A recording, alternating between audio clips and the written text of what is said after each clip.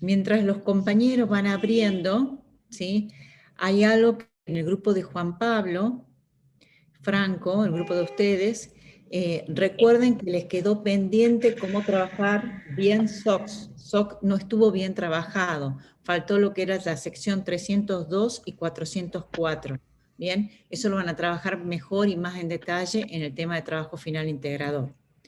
Y el grupo de Daniel Hormigó, que expusieron sobre el Banco Central, expusieron solamente 2 normas, hay muchas, a mí me interesa que por lo menos presenten un conocimiento general, tengan un conocimiento de todos los estándares que tiene el Banco Central aplicable a lo que es controles en TI.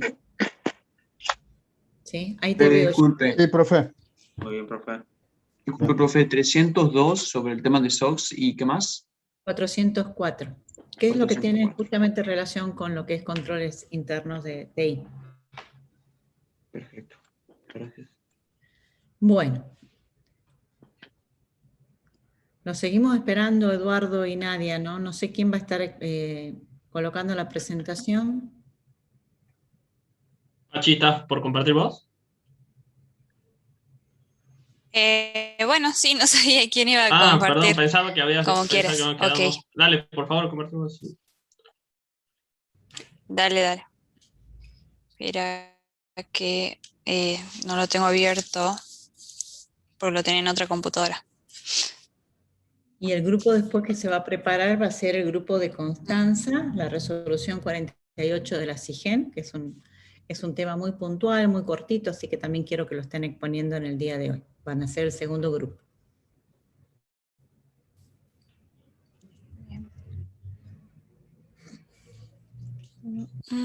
Screen acá. ¿Se está viendo, profe? Sí, está perfecto. Ahí se está viendo. Ahí está. Bien, me interesa que todos los grupos, todos los que están presentes, lo miren y hagan todas las consultas que sean necesarias. Vayan escribiendo si quieren en el chat todas las consultas y después vamos a ir conversándola. ¿Sí? Es un tema muy interesante realmente que les tocó a este grupo. Los escucho, los escuchamos. Antes que nada, profe, me gustaría que mi equipo me vaya diciendo cuándo quiere que le pase la pantalla, la diapositiva y esas cosas, como para organizarnos un poquito. Dale. Bueno. Bien. Comenzamos. Nadia está sin pantalla, ¿no? ¿Sin cámara? Sin cámara, sí. Un tema, por favor, les pido a todos, así arranco pidiéndole, no me interesa que lean diapositivas, solamente. Si van a leer algo puntual es para hacer un comentario. Si van a participar para leer una diapositiva, sigan, no den la exposición así, ¿sí? Me interesa principalmente que cuenten lo que han entendido, ¿sí? Y que den un aporte dentro del tema que están leyendo, si en el caso que leen, ¿sí? Bien. Muy bien, arrancamos. Bueno, profe.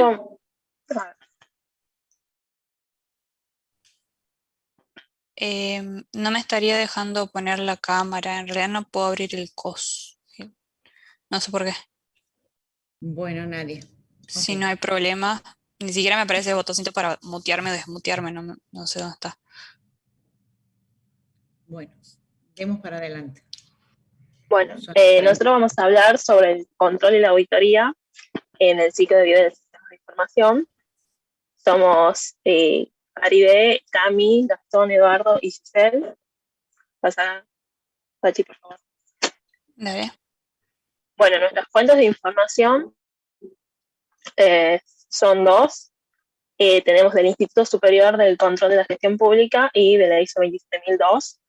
El Instituto Superior de la Gestión Pública fue creado en el año 2010 bajo la resolución 279-2010, si no me equivoco. Fue creado dentro del SIGEN, que es la Sindicatura General de la Nación, y sus principales funciones son desarrollar actividades ya sea de capacitación y formación respecto de las competencias en el sector público y cuáles son las necesidades en el control de las políticas públicas, y también brindar los programas de perfeccionamiento para el personal del del sector público respecto a estas políticas públicas sobre el control, la importancia del control. Bueno, la ISO 27002 no es una norma de gestión en sí. Esto quiere decir que no se puede certificar, sino que este tipo de norma define cómo se ejecuta un sistema, establece buenas prácticas para la gestión de la seguridad de la información. La ISO 27001 es la norma que define el sistema de gestión respecto a la seguridad de la información. Por lo tanto, esta sí se puede certificar y define cuáles son las responsabilidades específicas que se deben establecer, que se deben medir, revisar los objetivos, también que se deben establecer auditorías internas. Si se desea crear la estructura, ya sea de la seguridad de la información y su organización, definir el encuadre, se debería tomar en cuenta la ISO 27001 y para implementar los controles la ISO 27002. Bueno, ahora sí. ¿Eso? Bueno, los sistemas... Bueno, ahí está. Los sistemas... No volvió al anterior, por favor. Los sistemas de información, como todos sabemos, atraviesan un ciclo de vida que depende de la metodología, ya sea una tradicional o una ágil. Pueden desarrollarse a través de menos o más fases, pero las podemos definir a través de estas 5, que es el inicio del proyecto, el estudio de factibilidad, el análisis, diseño y programación, las pruebas y la implementación. El mantenimiento de los cambios en los sistemas se considera un inicio de un nuevo ciclo, que generalmente es mucho más acotado, pero se considera como un ciclo aparte y este será abordado más adelante. Cada una de estas etapas presentan riesgos. Por lo tanto, es fundamental que el auditor participe para considerar y mitigar estos riesgos, aplicando y definiendo los controles necesarios. El principal riesgo en el desarrollo de los sistemas es que se implemente algo que no cumpla con lo requerido por el usuario o algo que tenga errores. Ya pueden ser de forma inadvertida o intencionales, y esto puede afectar gravemente la ejecución de la organización. Por lo tanto, aquí el auditor debe tener un rol, digamos, de asesor respecto en las áreas de riesgos y controles, pero es importante que no se involucre más profundamente en otras áreas, ya que puede perder la independencia y la objetividad a la hora de revisar el proyecto terminado. Ahora sí, pues, vamos a pasar. Ok. Bueno, en la primera fase tenemos el inicio del proyecto. En esta etapa surge el requerimiento base, digamos, que alimenta las demás fases. Esta etapa surge ante la necesidad ya sea de incorporar una nueva funcionalidad en un sistema ya existente o desarrollar un sistema nuevo. Aquí que el auditor que debe hacer es, entre tantas cosas, verificar que la organización cuente ya con una metodología formalmente definida, que se inspeccione el contenido, establecer también algunas pautas como quiénes son las personas que pueden solicitar o aprobar los proyectos, cómo se asignan las prioridades de los proyectos, cuáles van a ser las instancias de pruebas dentro del desarrollo y cómo se van a documentar cuando el usuario aprueba las pruebas realizadas, que es el paso importante para poder proseguir con la implementación. También en esta metodología debe verificar que se encuentre aprobada, que sea revisada y actualizada constantemente, y lo más importante también, que las personas que están involucradas en el desarrollo estén capacitadas sobre esta metodología seleccionada. Bueno, también en el caso de que la organización decida adquirir la aplicación o contratar un desarrollador, un proveedor para el desarrollo, el auditor debe verificar que se cuente con un procedimiento de adquisición o para la contratación de los proveedores. Pasa, Pachi, por favor. No, perdón. Vamos a hacer la relación ahí con la ISO. Este punto lo relacionamos con el apartado 6 de la ISO, que es la Organización de la Seguridad de la Información, y el punto 6.1 tiene como objetivo garantizar que la organización organice, valga la redundancia, organice todas las funciones y las responsabilidades para gestionar la seguridad de la información. En el punto 6.1.5 hablaba de la seguridad de la información y la gestión de los proyectos. Aquí el auditor lo que debe hacer es controlar que todo lo que se implique respecto a la seguridad de información se trate y se revise regularmente en la gestión del proyecto. Acá estamos hablando de un proyecto de desarrollo, pero es independientemente del tipo de proyecto que se lleve a cabo. Bueno, para controlar esto, basta con que lleve a cabo una evaluación de riesgos centrada en la seguridad de la información al comienzo del proyecto, y esto permite identificar tanto las amenazas, las vulnerabilidades, riesgos, y adoptar cuáles son los controles necesarios para mitigarlos. En la segunda fase... Sí, profe. Sí, hay otro control donde este aspecto que está relacionado con el ciclo de vida del proyecto se relaciona un poquito más, ¿sí? No está mal este, pero es genérico. Hay otro que es más puntual exclusivamente dentro del ciclo de vida de desarrollo de un proyecto de software, ¿sí? Continúen. Sí. Bien. Bueno, en la segunda fase, pasa por favor. Tenemos el estudio de factibilidad. Bueno, acá se dimensionan todos los esfuerzos necesarios para llevar a cabo el proyecto, hablando tanto de factibilidad técnica como económica. Y en base a estos resultados se aprueban los proyectos y se continúa su desarrollo. Bueno, ¿qué incluye la factibilidad técnica? Es la evaluación de las tecnologías existentes, los componentes necesarios, ya sean bases de datos, herramientas de programación, y también cuál es el personal con conocimiento técnico necesario para llevar a cabo el proyecto, y también cuáles son los componentes que deben ser adquiridos. Y en la factibilidad económica se hace un análisis de todo el costo del proyecto, teniendo en cuenta la factibilidad técnica, y se evalúa el costo-beneficio de llevar a cabo este proyecto. ¿Aquí qué debe hacer el auditor? Bueno, de acuerdo con el resultado del estudio de la factibilidad, tiene que verificar que se cuenten con todas las aprobaciones necesarias para proseguir a la siguiente etapa. Eso está asociado al inicio del proyecto, cuando decíamos que es necesario que se identifiquen quiénes son las personas que van a llevar a cabo las aprobaciones, quiénes pueden aprobar la solicitud o un plan en el proyecto. En este punto, profe, la verdad que no encontramos ningún punto asociado a la norma ISO, capaz que se nos pasó. ¿Cuál es el control asociado acá al estudio de factibilidad? Bien, es muy bueno. La verdad que ese adicional de asociarlo con la norma ISO me encantó, excelente el grupo. Tienen en la ISO 27, pero más tienen en el COVID. El COVID habla exclusivamente de gestión de esta parte de estudio de factibilidad. ¿Qué tiene que ver el auditor particularmente? ¿Qué documentación tiene que pedir? Esto se utiliza mucho, por ejemplo, en proyectos gubernamentales, ¿bien? En donde, bueno, mostrame el estudio de factibilidad, la documentación, el análisis de proveedores que se realizó para elegir, por ejemplo, el desarrollo de un gran software dentro de la provincia, expediente electrónico, la aplicación de firma digital o lo que sea. Bueno, mostrame el estudio de factibilidad que realizaron, ¿bien? Pero tiene mucho qué aspectos se tienen que revisar en el COVID, ¿sí? Bien. Bueno, sigamos adelante. Lo vamos a tener en cuenta. Pasa, por favor. Bueno, en la siguiente etapa tenemos el análisis, el diseño y la programación. Primera parte del análisis.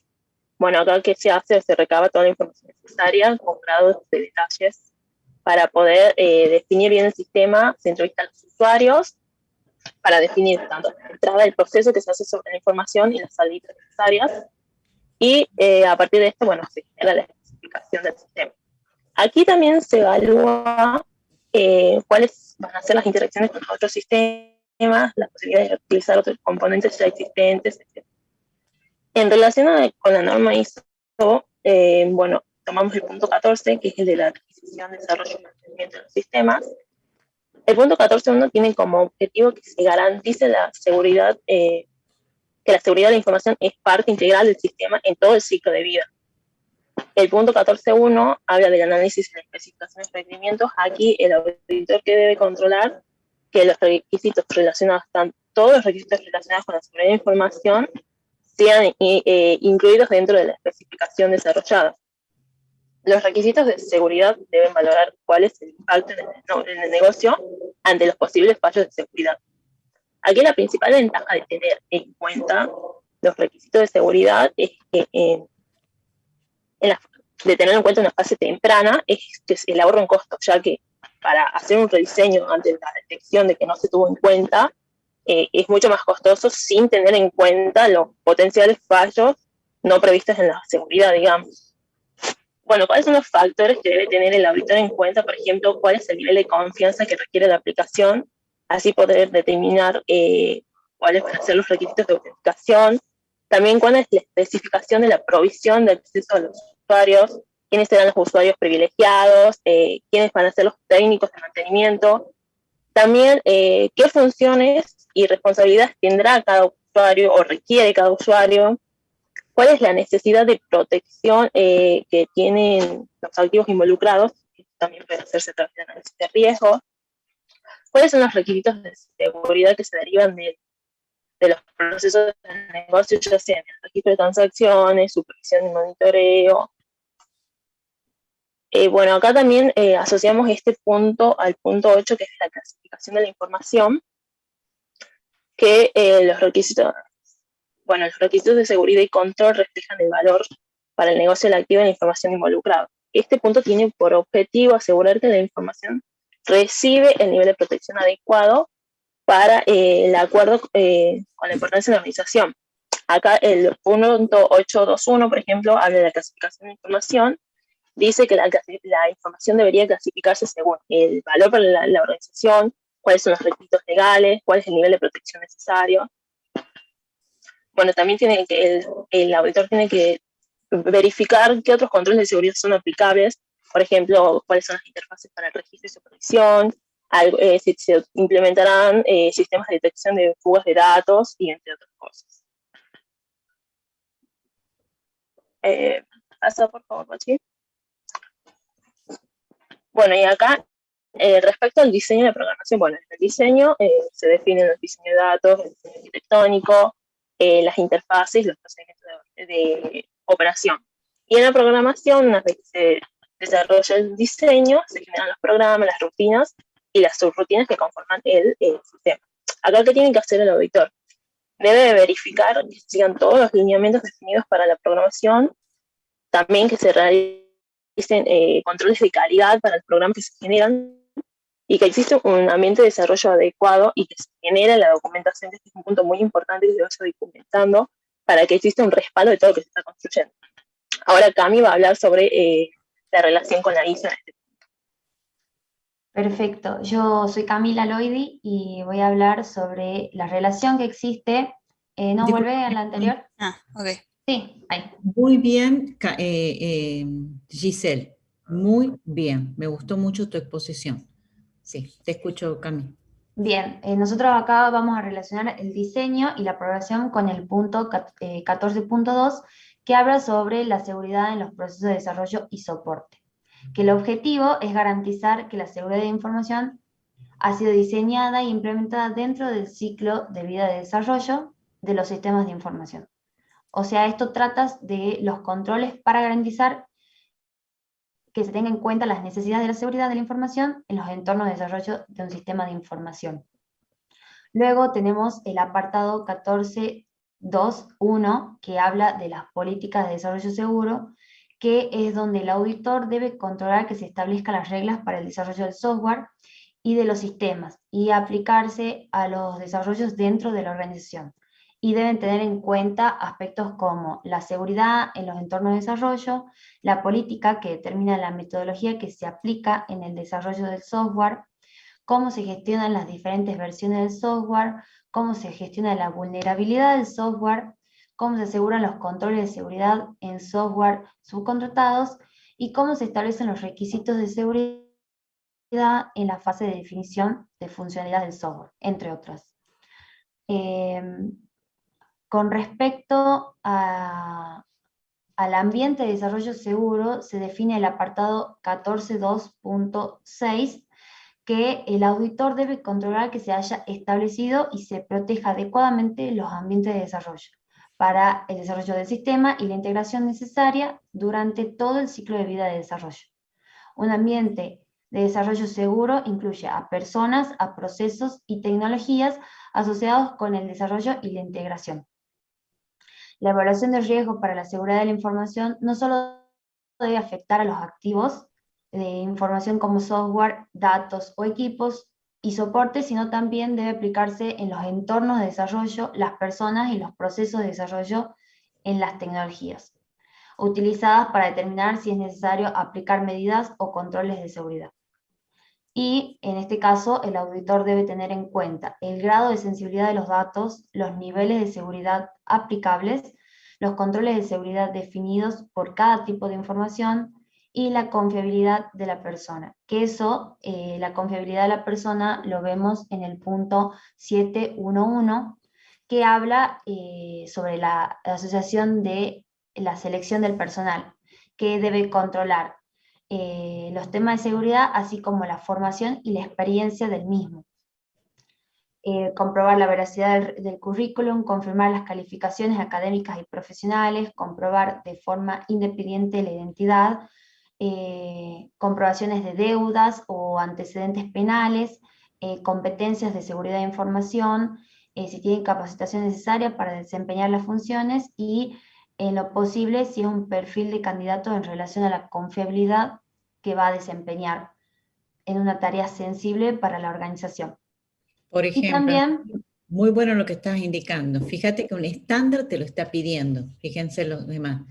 A mí cuando me hicieron la entrevista para entrar como responsable de auditoría de una tarjeta de débito, de RedLink, me hicieron todo el estudio de antecedentes, préstamos, si tenía préstamos, etcétera, y a la gente de sistemas que accede a áreas críticas, a software crítico de tarjetas de débito, tarjetas de crédito, se les hace todo este estudio de antecedentes previo. Así que justamente para que estén trabajando no con una presión de que deben algo o que tienen demasiados préstamos asignados, o sea que tienen una gran deuda y posiblemente... bueno, afecta a la organización. totalmente. Así que este estudio de antecedentes es algo que sí tiene que estar incorporado y muy pocas organizaciones lo hacen en el área de recursos humanos, en la que son funciones críticas. Críticas en lo que es desarrollo de software y críticas en lo que es auditoría y principalmente si va a formar parte de seguridad de la información en las empresas. Claro, exacto. También el auditor tiene que tener en cuenta los controles de acceso determinados para el entorno del desarrollo, las necesidades de respaldo de información, los controles y políticas para el traslado de información y las necesidades de separar el entorno de desarrollo. Eso es en el punto 14.2.6.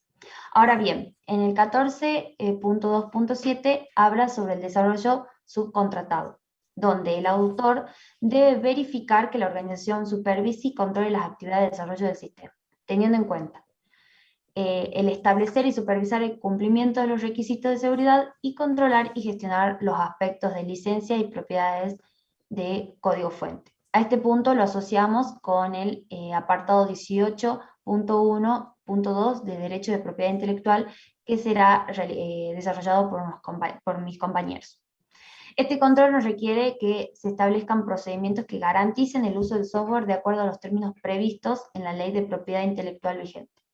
Pero el auditor debe tener en cuenta si disponemos de una política de uso legal en los productos de software, si aseguro yo como auditor la violación de derecho de copia, dónde compro los productos de software, si mantengo la política de licencia de software comprada, control del número máximo de usuarios por licencia, si reviso periódicamente que estén utilizando solamente productos de software con licencia, si cumplo con los derechos de copia de material audiovisual, de libros, informes, etc. Si he comunicado al personal la política de uso legal del software, aclarando cosas que están permitidas y cuáles no.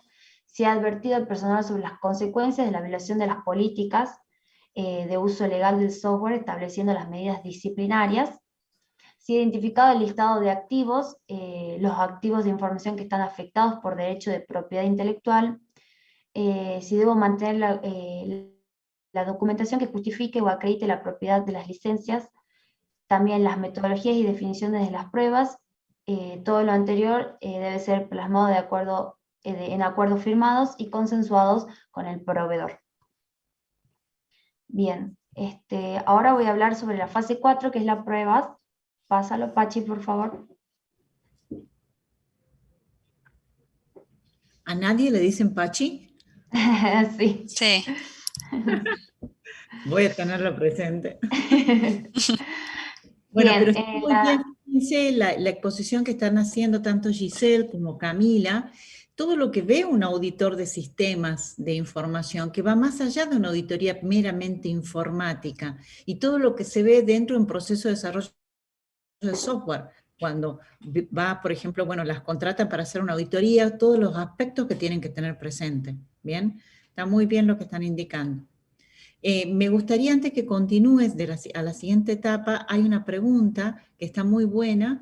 ¿El auditor de sistema en el ciclo de vida del software es siempre necesario o bien depende del tipo de software a ser desarrollado, por el tipo de información que maneja? Muy bien, Daniel, con la pregunta, Daniel Hormigó. El auditor generalmente hoy no se pide que haga una auditoría específica sobre un software particular. Hoy se pide que participe desde la primera etapa de desarrollo de software. Se forma un equipo de trabajo de desarrolladores, ¿sí?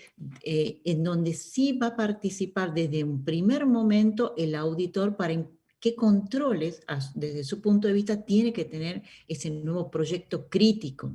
Generalmente la presencia de un auditor de sistema en la implementación de un software es cuando estamos hablando de un software crítico para la empresa, ¿sí? Recuerden que el recurso de auditores somos pocos, generalmente, entonces, pero en aquellas aplicaciones que la organización considera que es sumamente crítica e importante, que hace al core del negocio, se pide que participe desde un primer momento el auditor. Pero justamente acá empieza a jugar, Daniel, la clasificación de la información, ¿sí? Si es crítico, sin duda un auditor tiene que formar parte del equipo. Fíjate que el auditor no te revisa después que vos hiciste, no tiene sentido, ¿sí? Que el auditor venga después a decirte está mal. No, el auditor se lo involucra desde un comienzo, por eso hablamos ya de una auditoría más participativa en el proceso de desarrollo de software. No sé profe, si... y aparte, sí, la entiendo, profe, pero también supongo que el hecho de que una corrección a último momento del auditor ya en un proceso de software es crítico e implica también un gasto impresionante en el desarrollo, o sea, volver a modificar todo. Totalmente, totalmente. Y por suerte muchas organizaciones se dieron cuenta de eso, ¿bien? Entonces, hoy por hoy se habla de un...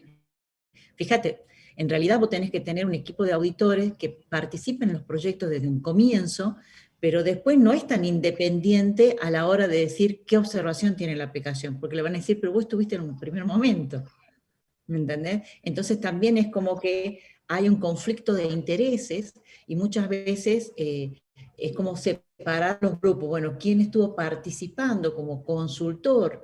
Bien, en cómo son los controles que tiene que tener la aplicación esta para la organización, no puede después estar auditándolo. Bien, separar esos equipos de auditores también. Bien. Sí, profe, ¿Está claro, Daniel? gracias. Bien, continúe. Bien, perfecto. Ahora la fase 4 habla sobre las pruebas, que generalmente primero se desarrollan pruebas unitarias que se llevan a cabo por el programador, que consiste en verificar el correcto funcionamiento del programa que se está desarrollando. Luego, en segunda instancia, tenemos las pruebas integrales, donde se prueba la interrelación entre los componentes del nuevo sistema. Si el sistema interactúa con otros sistemas, están las pruebas de funcionamiento de interfaces.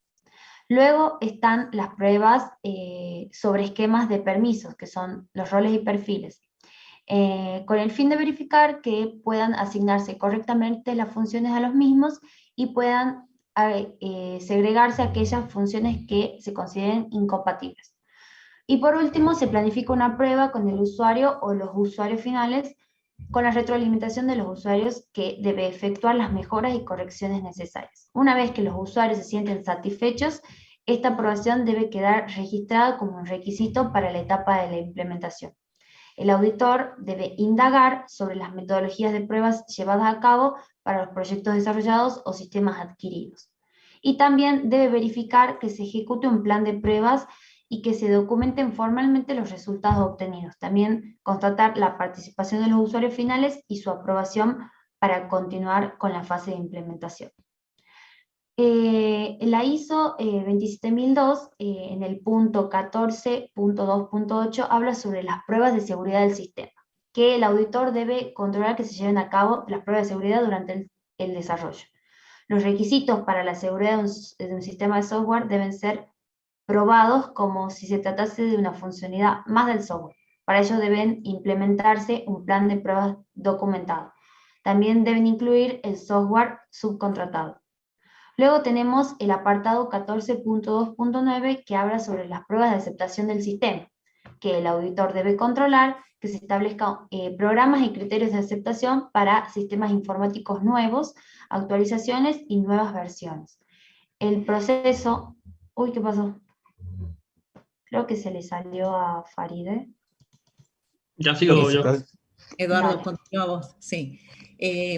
Muy interesante, Cami. Fíjense que un auditor, o sea, por un lado está el equipo de QA. Hoy muchos de ustedes están trabajando en QA, ¿bien? En testing. Y el auditor, ¿qué es lo que pide? ¿Qué evidencia está pidiendo de ese testing? En particular, todo el testing de aceptación por parte del usuario.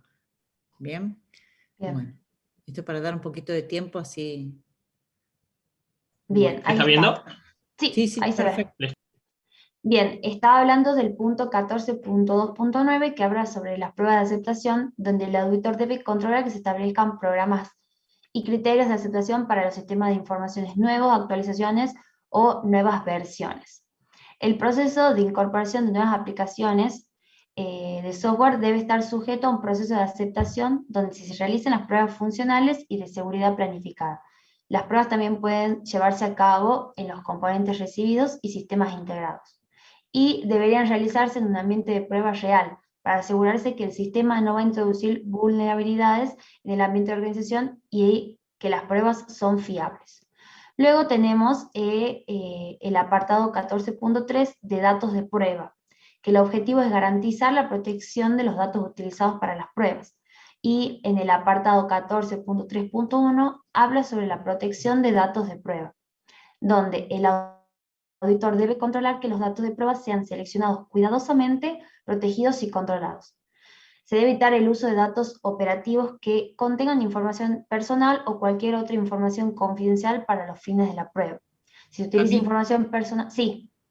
Les pido, por favor, están ya con los tiempos, ustedes empezaron a las 43. Bien, voy resumiendo. Lugar, exacto, sean más puntuales, si bien Perfecto. están leyendo lo que especifica, ¿sí? En forma general, ¿qué es lo que ve, por ejemplo, en lo que es prueba de aceptación del sistema? Perfecto. ¿Sí? Bien. Si bien son varios puntos lo que mira el auditor, con nombrar uno de los controles está bien, Cami, ¿sí? Bien, perfecto. Y todo el resto del grupo. Bien, entonces acá en el último que hablaba, el auditor debe controlar que los datos de prueba sean seleccionados cuidadosamente, protegidos y controlados. Ahora pasamos a la fase 5, que es la implementación, y la última etapa del desarrollo. Acá el auditor debe verificar que existe un plan de implementación contemplado vuelta atrás en los casos de falla, el cual debe contener controles a realizar durante este proceso. También que exista un pedido formalmente autorizado para proceder con la implementación. Una vez obtenida la aprobación, los usuarios mediante las pruebas realizadas. Bien, cuando hablamos de un sistema construido para reemplazar a otro, generalmente existe una migración de datos de un sistema anterior al nuevo. Normalmente la migración se desarrolla con programas especiales para la extracción, pero el auditor debe verificar que se desarrollen estos programas siguiendo metodologías de desarrollo como cualquier otra aplicación, llevándose a cabo todas las etapas, en especial las pruebas de usuario. Debe verificar que se efectúen controles necesarios por parte de los usuarios con el fin de garantizar integridad, exactitud y que se documente esta revisión y su conformidad. Ahora pueden seguir, chicos. Creo que sigue Gastón. Sí, ahí pasé. Buenas tardes a todos. Continuamos con lo que es la administración de cambios, que es un proceso crítico desde el punto de vista del control y donde el auditor de TI debe prestar atención. Si tenemos un esquema de control débil, la información de los sistemas aplicativos es no confiable, o sea, no tiene confianza. El riesgo principal es la posibilidad de aplicar cambios en el entorno de producción sin ser autorizados o testeados, afectando la integridad de los datos y el funcionamiento de los sistemas aplicativos.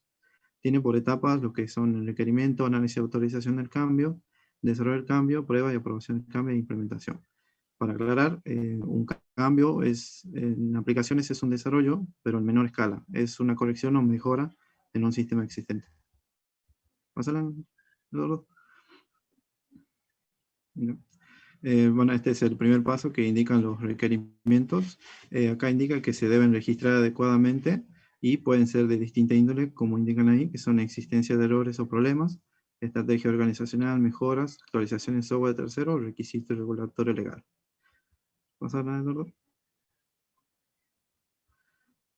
Ahora pasamos a eso. Bueno, ahí es un poco...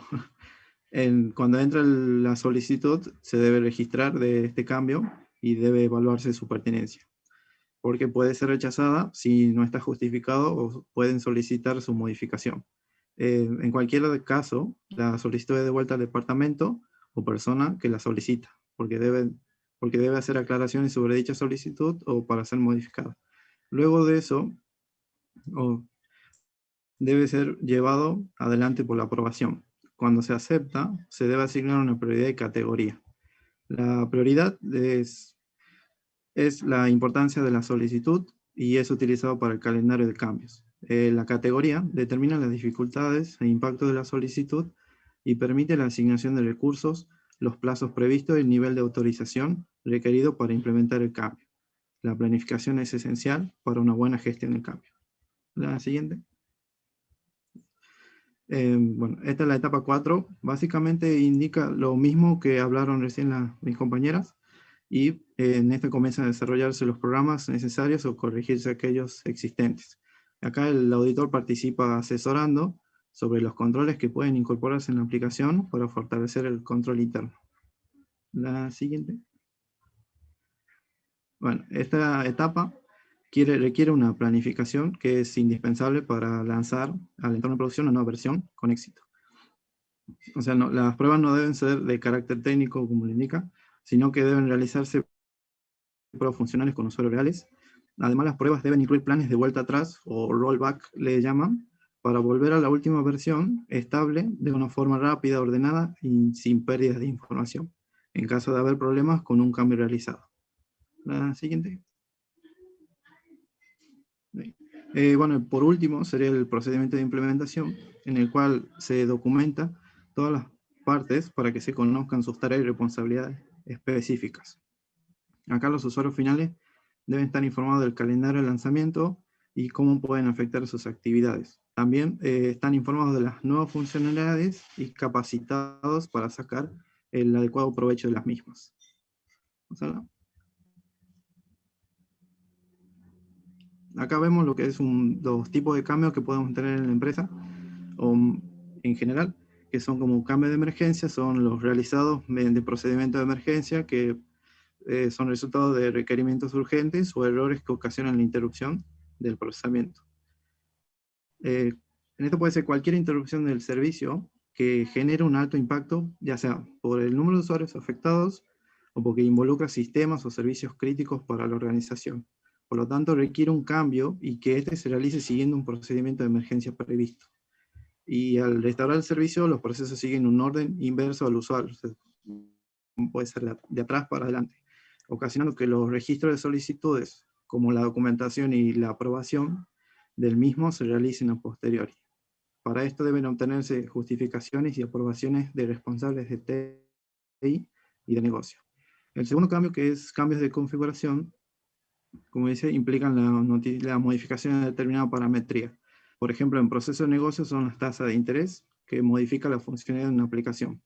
Y si hablamos de sistema operativo y base de datos, que si bien no figura ahí, son, por ejemplo, parámetros de seguridad que afectan el esquema técnico de la plataforma. En ambos casos, los cambios son solicitados y autorizados. Deberían hacerse pruebas para verificar el impacto de este cambio en entorno de testing previo a su implementación. Bien, muy bien, Gastón. A mí me gustaría detenerme acá. Uno de los casos que doy, pero lamentablemente auditoría tenemos muy pocas horas, pero uno de los casos que doy es el caso de la red Link que yo les comenté, que el fraude se cometió a través de un cambio de emergencia, justamente. Sí. El cambio de emergencia son cambios que tienen que hacer, justamente está operando en ese momento la red de cajeros, bien, no está funcionando algo urgente, hay que volver atrás. Sí, se introdujo un cambio y eso afectó a que se caiga la red, hay que volver atrás, hacer el cambio de emergencia que se requiere y volver a colocar en productivo. Muchas veces ese cambio de emergencia no pasa por la etapa de testing. Sí. Bien, entonces, ¿qué es lo que se aprovechó en la etapa? El cambio de emergencia, se puso un código no válido que permitió un robo millonario. ¿bien? Entonces, por eso se habla de estos tipos de cambios y los controles que tiene que tener el auditor. Sí. ¿Por qué? Porque un cambio de emergencia está bien, o sea, lo importante es la operatividad, ¿bien? Es importante que se haga el cambio y que siga operando el negocio. Sin embargo, después el auditor y lo de seguridad tiene que revisar qué cambios se hicieron y lo de testing verificar que efectivamente esos cambios coinciden con lo que pidió el usuario, con lo que se requería. O sea que se ¿Bien? evalúa el Entonces cambio, hay el que auditor lo evalúa después, profe, de que se hace el cambio de emergencia. Cuando hay cambios de emergencia, sí. ¿Vos con eso qué estás garantizando, Marcos? Primero vos decís, el negocio tiene que continuar. Estoy frente a un negocio de tarjeta de crédito, tarjeta de débito. Se requiere un cambio de emergencia porque algo se cayó. ¿Bien? Bien. Ponemos la gente de desarrollo hace un cambio, directamente va a producción. No pasó por el testeo. ¿Bien? Entonces, salió el negocio adelante, sigue funcionando para no hacer, o sea, se prioriza la operatividad sobre la seguridad. Sin embargo, ¿sí? Inmediatamente el equipo de auditoría, el de seguridad y los de testing tienen que estar validando que efectivamente lo que se pasó a producción es lo que se pidió y que no hay en líneas no autorizadas. Entonces vos decís, bueno, si me puso algo no autorizado va a tener un margen de tiempo acotado. Claro, a eso iba. Exacto, por eso el auditor tiene que estar muy atento a los cambios de emergencia. ¿Quién lo hizo? ¿Quién lo revisó posteriormente? Bien, para garantizar que no se puso nada no adecuado. Bien, Marcos. Incluso es muy importante los cambios de configuración que estás diciendo, Gastón. Muy bien. Continuamos. Bien, continuamos con lo que son los cambios en infraestructura tecnológica, que son cambios en sistema operativo y base de datos que soportan la aplicación del negocio. En ello es importante efectuar un análisis de factibilidad técnica del cambio previo a su implementación, porque podría provocar problemas de compatibilidad con las aplicaciones, llevando al mal funcionamiento o interrupción de la aplicación. Se deben efectuar pruebas de funcionamiento previo a la implementación de estos cambios y deben existir procedimientos formalizados. Generalmente son realizados por los DBA, administradores de datos, o personal de infraestructura. Para los 3 primeros cambios, y recién mencionados, se deben planificar procedimientos de rollback o vuelta atrás en caso de que los cambios no resulten en un funcionamiento esperado. Y por último, los cambios en hardware, que son cambios en equipos y componentes de redes. Ahí da como un ejemplo que son cambios que son procedimientos de migración de datos de equipos servidores, donde se deben tener controles de backups del viejo equipo y restauración al nuevo equipo. El personal técnico perteneciente a la tecnología. Para ello se deben realizar pruebas y aplicar controles en estos cambios que podrían afectar la disponibilidad del servicio. ¿Vas a hablar, Eduardo? Sí. Profe, disculpe. Perdón, Gastón, ¿quieres que pasemos directamente a otro? Así podamos hablar un ratito, porque no, por el tiempo, digo. Así habla Pachi y después hablo yo. Bien, me parece muy bien cómo lo tienen armado en la presentación. Le han dado un valor adicional a lo que yo les di, o sea, yo les di los elementos, ustedes lo han conjugado con la ISO, me gusta mucho. Bien. Sí, pasemos directamente a Pachi. Los grupos siguientes tengan en cuenta esto, por favor, que es importante el tema de los tiempos, de respetar los tiempos, ¿sí? Con tal, en el TFI después se pueden seguir profundizando todos estos temas, ¿sí? Después hay preguntas que están haciendo, después las vamos a ir leyendo, así los podemos contestar. Bueno, seguimos. Gracias, Hola, profe. Muy bien. Yo lo voy a hacer rápido porque todavía falta otro compañero, por si me ve que acelero o que no entro en detalle.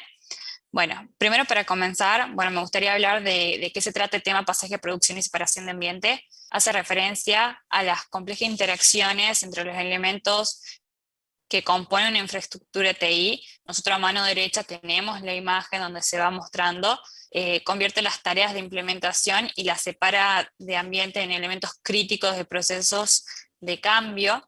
La implementación de cambio requiere una cuidadosa planificación y coordinación con el resto de los procesos asociados. ¿Por qué? Porque los cambios no pueden, estos cambios no pueden chocarse o pisarse uno con otro, sino a la larga van a generar errores y algunos pueden estar relacionados con otro cambio. Entonces eso hay que tener mucho cuidado. Entonces, ¿cuál sería el correcto proceso de implementación del mismo. Y para poder tener un éxito, para saber cómo se debe implementar, esto va a depender en gran medida de contar con un adecuado esquema de separación de ambientes que permita mantener la segregación de las funciones. Un gráfico donde muestra la separación de ambientes, cuál es el ambiente de desarrollo, el ambiente de test, el ambiente de producción, ¿sí? También ahí mismo muestras quiénes son aquellos que pueden ingresar y utilizar ese tipo de ambiente, etc. Los diferentes usuarios que pueden entrar, ¿no? Para no generar riesgos. Bien, pasa a otra diapositiva. La siguiente.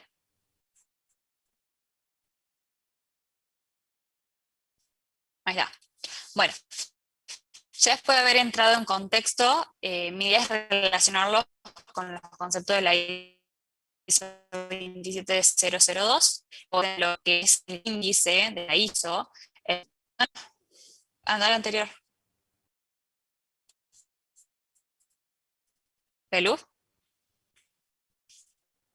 ¿Me Sí, escuchás? esa. Ay, no los escucho, chicos. Hola. Esa. Hola. Está. Listo. Ahí déjala. Cuando yo te diga lo Sí, que se te escucha un poco bueno, raro, Pachi. hola, Robótico. esa. Sí. Parece que... Capaz que sí, si es que no me apagás anda la bien el cámara, internet. Oh, va a ser mejor. ok. Dale. Bien, ahí se me escucha mejor. Perfecto. Sí, mucho mejor. Bien, después de haber entrado en contexto de lo que ya le expliqué, yo lo que hice fue agarrar la ISO y detectar qué puntos están buenos y están relacionados, ¿sí? Dentro de esta ISO. Acá yo tengo la 0.3 de sección de controles, la de consideración de ciclo de vida, clasificación de información.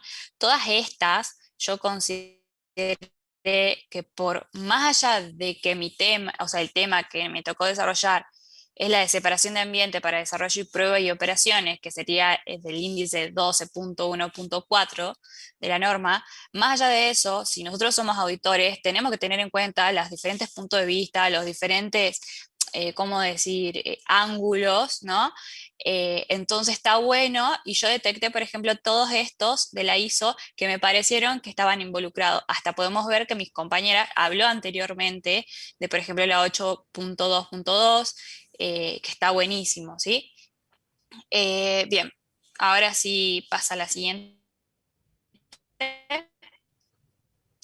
Bueno, mi idea es, dentro de todo, centrarme en el punto 1.4, ¿sí? Que es la de separación de ambientes para desarrollo, prueba y operación. Como ya se habrán dado cuenta, los ambientes para el desarrollo, prueba y operación deberán separarse para reducir los riesgos de accesos no autorizados o los cambios de entornos operacionales, ¿sí? Hay que tener en cuenta qué actividades de desarrollo y pruebas pueden causar serios problemas.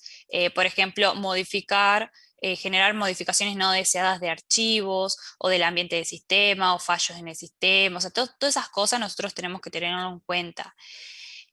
También como auditores debemos ver que ese ambiente sea estable y prevenir el inadecuado acceso del desarrollador, por ejemplo, al ambiente operacional. ¿Por qué? Porque esto lo podemos controlar con accesos que también deberán ser chequeados por el auditor. Todas esas cosas tenemos que tenerlas en cuenta. Otro caso a tener en cuenta como auditores es que el personal de desarrollo y de prueba no tenga acceso al sistema autorizado y no comprobado o alterar datos operacionales, ¿sí? También lo que se puede llegar a ocurrir es que se puedan realizar fraude. O sea, alguien venga y haga un fraude, saque información confidencial o se ingrese algún código malicioso y todo eso puede causar serios problemas. Entonces hay que chequear todos estos puntos de vista. Bueno, acá algo muy importante, como digo, el auditor debe identificar e implementar el grado de separación de ambientes, de desarrollo, prueba y operación. ¿Y cómo lo vamos a conseguir? Pasa, Pelú, al siguiente. Bueno, yo hay un montón de puntos, pero para no extendernos, elegí más o menos 2, que es, se deberían definir y documentarse las reglas para transferir el software del ambiente de desarrollo al de operación. Pachi, ¿Cómo Pachi, hacemos eso? Bueno, como primer paso, sí, Pachi. ¿ya es mucho? Sí. Perfecto. Hola, sí. Estuve hablando y a veces se me paró, mil perdón por el internet. Bien, Ya se está fue la hora. perfecto, perfecto. Ahí, esto que estás ahora por indicar, que está muy bueno, me gustaría que forme parte del trabajo final integrador de ustedes. Bien, Buenísimo. damos intervención al siguiente compañero, pero esto que Buenísimo. estás indicando forma parte de las observaciones y qué aspecto, pero está muy bien la integración que están haciendo ustedes. Muy buena la visión del grupo, ¿sí? O sea, fijarse que el auditor, por más que tengan que ver el desarrollo de un software, cuáles son todos los controles que tiene que estar mirando más allá del punto 14 del estándar de la 27. Excelente, muy bien. Muchas Vamos, gracias. Eduardo. Bien, bueno, rápidamente yo les voy a comentar sobre la confidencialidad de los datos. Bueno, parte de nuestro tema trata la confidencialidad y cómo se relaciona con la ISO. En general, se define confidencialidad de los datos como la garantía de que la información solo se pueda acceder cuando el personal está autorizado o necesita. Esto se hace en base a un principio que es la necesidad de saber. O sea, esta persona necesita tener acceso y necesita saber estos datos, tiene los permisos adecuados. Bueno, eso es lo que se trata la confidencialidad de los datos. Ahora vamos a ver algunos puntos de las ISO que están relacionados, que son bastantes, pero bueno, voy a tratar de verlos rápido. Bien, uno de los puntos muy interesantes es la gestión de activos, ¿no? Yo como auditor, ¿no?, tengo que identificar cuáles son los activos dentro de mi organización y, por ejemplo, si se realizan inventarios, si hay, por ejemplo, guardias de vigilancia para estos activos, cómo se desarrollan, si las personas que están más allá del propietario delega a alguien el activo, cómo esa persona lo trata, hay documentación acerca de los protocolos, por ejemplo, se van registrando quién es el que maneja estos activos, todo eso yo como auditor tengo que verificar, ya que estos activos tienen información confidencial de los datos y es importante que un auditor lo vaya viendo. Bien, otro punto muy importante es clasificar la información de acuerdo al nivel de protección que requiere. No todo dato es 100% confidencial, o algunos otros datos son mucho más peligrosos, entre comillas, o mucho más sensibles, es la palabra correcta, y como auditor tengo que verificar que se establezca una clasificación de esta información. Un ejemplo rápido es, por ejemplo, tener varios niveles. Por ejemplo, ¿qué pasa si se divulga este dato? ¿Causa algún daño? ¿Causa un daño menor? ¿Un daño mayor? ¿O un grave impacto para mi organización? Este es un esquema un poco rápido para clasificar la información. Algo también importante es el manejo de los medios que contienen información sensible, ¿no? Estos medios tienen que, bueno, dárselo a las personas que están autorizadas, evitar la divulgación de la información que contienen estos medios. Una vez que ya se lo ha utilizado, se lo elimina o se lo destruye. Bueno, un auditor tiene que verificar que todos estos procesos se llevan a cabo y que todo esté documentado por la persona a cargo de estos medios. Bien, otro punto muy importante que trata la ISO es la gestión del acceso de usuario. Básicamente todos los usuarios tienen que tener un nivel de permisos. Esto alguien tiene que gestionar el nivel de permiso en base a la clasificación también anterior que mencioné. Se tienen que revisar constantemente cuáles usuarios tienen derecho a qué cosa y si es necesario que sigan teniendo esos derechos, porque eso va cambiando y es importante que con el tiempo se vayan ajustando a medida que sea necesario. Tiene que haber una persona que, bueno, se dedique específicamente a esto, y bueno, yo como auditor tengo que verificar que todos estos procesos se lleven a cabo y que, bueno, estén al día. Otro punto muy importante que trata la ISO es, bueno, quién tiene acceso a las redes. Se están utilizando dominios, por ejemplo, para separar las diferentes redes, quién tienen acceso a estas redes, bueno, y similar a lo anterior, a la gestión de usuarios, tiene que haber una gestión de redes equivalente para que alguien pueda acceder o no a las diferentes redes. Y un punto importante, por ejemplo, en las aplicaciones, siempre se tiene que tener en cuenta qué es lo que le muestra la aplicación a los usuarios, o a los empleados, cuáles son qué indica el menú, por ejemplo, o los elementos de salida. Los elementos de salida tienen información confidencial, a quién se le muestra estos elementos de salida. Es importante que un auditor vaya revisando esos puntos para siempre mantener la confidencialidad de los datos. Otro punto muy importante es la criptografía, ¿no? Que todo esté encriptado de acuerdo a los estándares necesarios para cada nivel de información. No todo elemento necesita ser encriptado. Bueno, hay alguien que se debería encargar de esto, y también es importante que al aplicar esta política se tengan en cuenta las diferentes leyes, tanto nacionales, en general, para el encriptado. Bueno, más adelante habla de la seguridad física, que es otro concepto importante para la confidencialidad de los datos. Está establecido dentro de la organización un perímetro de seguridad, por ejemplo, se hacen controles de acceso físico en las áreas donde hay personal externo, como áreas de entrega, quién los controla. Una política muy interesante es la política de escritorio y pantalla limpio, que indica básicamente qué es lo que yo tengo en mi escritorio. Tengo algún papel, por ejemplo, con un dato sensible, cómo se maneja ese papel. Lo tengo que romper, lo tengo que destruir, no lo tengo que tirar simplemente a la basura, por ejemplo. Bueno, y estos son algunos puntos que trata la ISO. Otro es el acuerdo de confidencialidad que firma cada empleado. Y bueno, para no me entender mucho e ir finalizando, hay que tener en cuenta que la mayoría de los países tienen leyes relacionadas a la confidencialidad de los datos.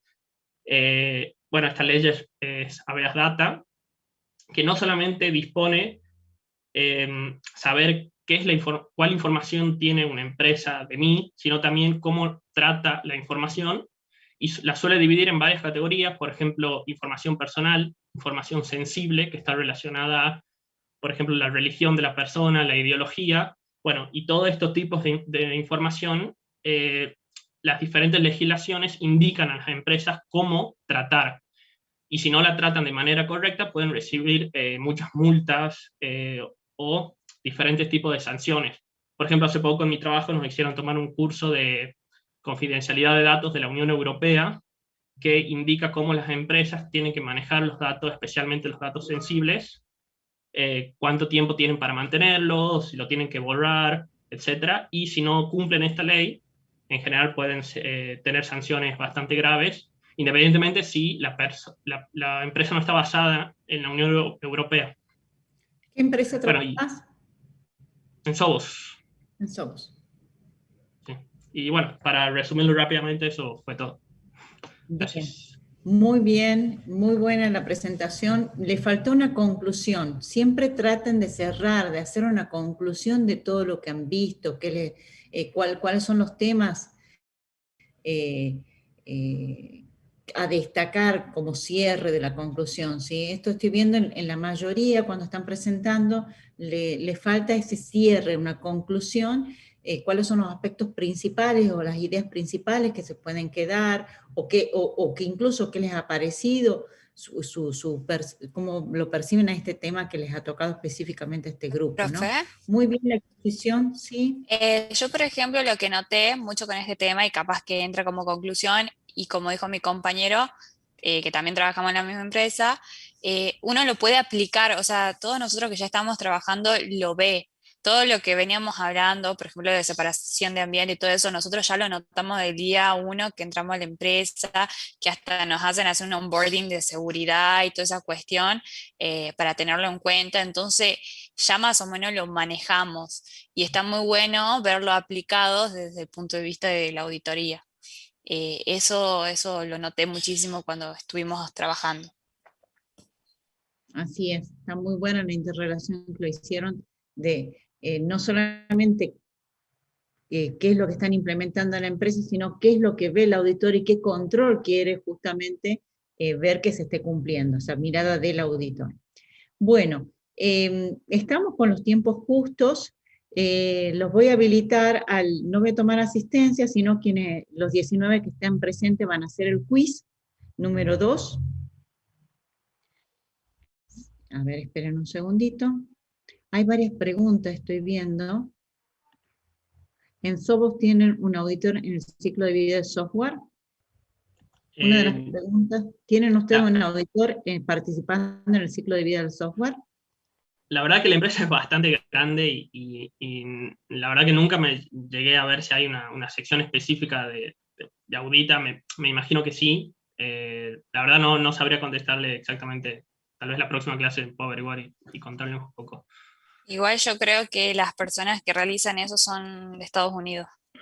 Exacto. Por eso es como que no lo vemos mucho nosotros.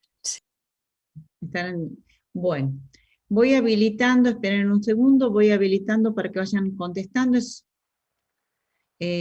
Son 2 preguntas nada más, pero es un caso de estudio, así que lo habilito al quiz número 2.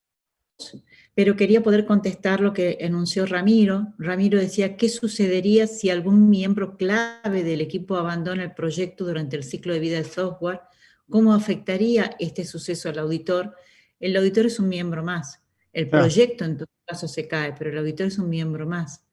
Claro. Y lo que acá especificando Hormigó, entre las incumbencias del auditor debe estar con conocimiento del lenguaje utilizado para el desarrollo de software, la base de datos, de esta manera poder controlar el desarrollo, las actualizaciones, que no se introduzcan líneas de código fraudulentas. 2 temitas. El auditor valida principalmente controles, Hormigón, ¿sí? El auditor tiene que saber de controles, principalmente, ¿sí? Puedes tener conocimiento técnico de la base de datos del software, pero no está en su función buscar líneas de código fraudulenta, ¿sí? Él tiene que ver cómo están implementados los controles, si hubo un testing, si hay un testing técnico, no solamente un testing funcional, ¿sí? En mi caso, yo cuando me tuve que participar en este fraude, sí había un software propietario que utilizan las tarjetas de crédito y la tarjeta de débito, que no sé si alguno escucharon hablar de Tandem. Bien, es un sistema operativo específico para lo que es tarjeta de crédito y tarjeta de débito, que tiene que estar 7x24, ¿sí? Durante todo el año. Entonces utilizan un sistema operativo propietario. Yo me puse a estudiar y uno ya con el conocimiento que tiene puede leer independientemente de la plataforma o del software o de la base de datos que estén utilizando. ¿Bien? Entonces ahí es donde descubrimos en qué línea de código efectivamente se había hecho el cambio no autorizado. Pero no es eso porque era más bien una pericia, Hormigón. Pero si no, el auditor sí tiene que tener conocimiento de controles. ¿Qué control de TI tengo que verificar yo en esto que es control de cambio de programa? ¿Qué controles debería tener la empresa? ¿Sí? Y eso es independiente de la plataforma en que la tenga, ¿sí? Que esté utilizando. Sea Tandem, sea Linux, sea Windows, sea incluso cualquier base de datos que se esté utilizando. Yo tengo que tener conocimiento de controles. ¿Contesté, Daniel? Sí, profe. Y en ese caso, en las situaciones, digamos que es una línea de código y quizás no afecta a los controles que el auditor está haciendo. ¿Cómo? A ver, un auditor implementa controles, eso es lo que yo le entiendo. Pero ¿cómo pasa? No, el auditor no implementa controles. Claro. El auditor revisa qué controles tiene, con qué controles se están implementando, ¿sí? En el control de cambio de programa. Revisa qué controles se están implementando. ¿Bien? Bien, profe. Ese es el objetivo de la auditoría.